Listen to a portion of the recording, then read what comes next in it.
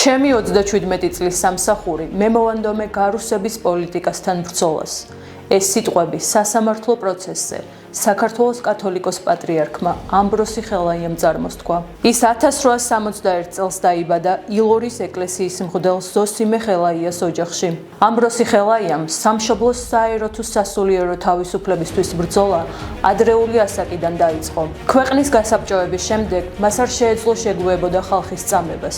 სწორედ ამიტომ 1922 წლის 7 თებერვალს მან ცნობილი მიმართვა გაუგზავნა გენუის მსოფლიოს სამშვიდობო კონფერენციას. იგი მოითხოვდა საქართველოს შელახული კანონიერი უფლებების აღდგენას და საბჭოთა რუსეთის საოკუპაციო ჯარების საქართველოდან გაყვანას. მთელი მისი მოღვაწეობა იყო სამართლიანი ბრძოლა რუსული კოლონიური პოლიტიკის წინააღმდეგ. 1995 წლის 17 სექტემბერს საქართველოს მართლმადიდებელი ეკლესიის წმინდა სინოდმა ამბროსი ხელაია შერაცხა წმინდანად. 2013 წლის 26 სექტემბერს მიენიჭა საქართველოს ეროვნული გმირის წოდება.